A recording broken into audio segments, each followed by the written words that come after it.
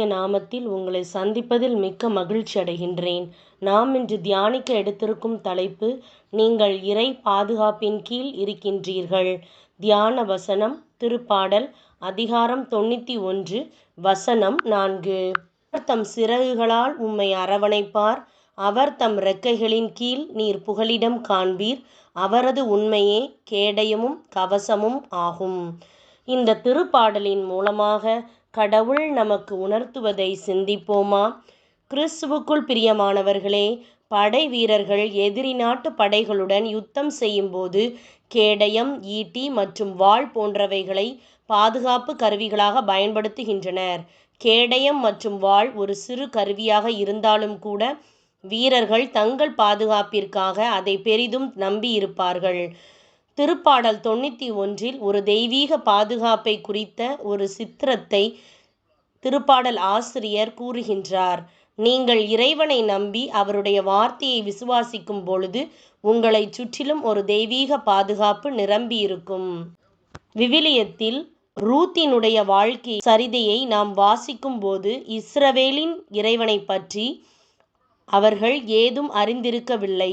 ஆனால் அவர்கள் ஒரு இஸ்ரவேலனை திருமணம் செய்திருந்தார்கள்.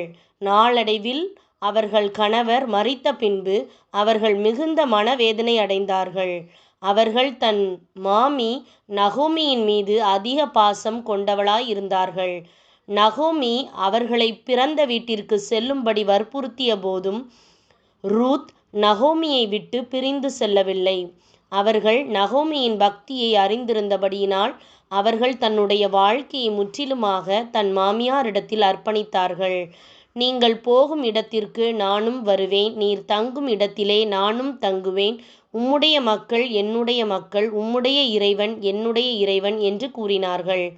ரூத் தன் தகப்பனார் வீட்டையும் தனக்கிருந்த வலி, வேதனை, இழப்பு யாவற்றையும் மறந்து நகோமியின் இறைவனை தன் இறைவனாக விசுவசித்தபடியினால் அவர்களுடைய விசுவாசத்திற்கேற்ற பலனை கடவுள் அவர்களுக்கு கொடுத்தார்.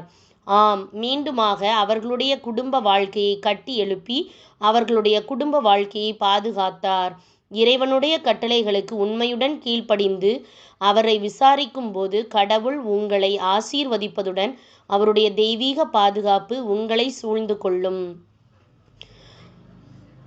இறைவனாகிய கடவுளே இறைவன் என்றும் நம்மில் அன்பு கூர்ந்து தமது கற்பனைகளை கைக்கொள்ளுகிறவர்களுக்கு அவர் 1000 தலைமுறை மட்டும் உடன்படிக்கையையும் தயவையும் காக்கின்ற உண்மையுள்ள இறைவன் என்றும், மேலும் அவர் உன்னை வேடனுடைய கண்ணிக்கும் பாழாக்கும் கொள்ளை நோய்க்கும் தப்புவிப்பார் என்றும் விவிலியம் கூறுகின்றது. இந்த இறை வசனத்தின்படி ஒரு தெய்வீக பாதுகாப்பு உங்களை சூழ்ந்திருப்பதால் நீங்கள் பயப்பட வேண்டிய அவசியமில்லை. சிந்திப்போம், வாழ்வாக்குவோம். நாம் ஜெபிக்கலாமா? அன்பு பரலோக பிதாவே, நீர் என்னை சுற்றிலும் உம்முடைய தெய்வீக பாதுகாப்பை அருள் இருக்கின்றபடியினால் உமக்கு நன்றி. உம்முடைய தெய்வீக கிருபையால் என்னை நிறைத்தருளும். வேதனைகள், கடினமான சூழ்நிலைகளின் மத்தியில் நீர் என்னை பலப்படுத்தும். உம்மையே நான் நம்பி இருக்கின்றேன். நான் வெட்கப்பட்டு போகாதபடி செய்தருளும். இயேசுவின் நாமத்தில் பிதாவே, ஆமேன். இந்த நாள் பாதுகாப்பின் நாளாய் அமைவதாக. Praise the Lord.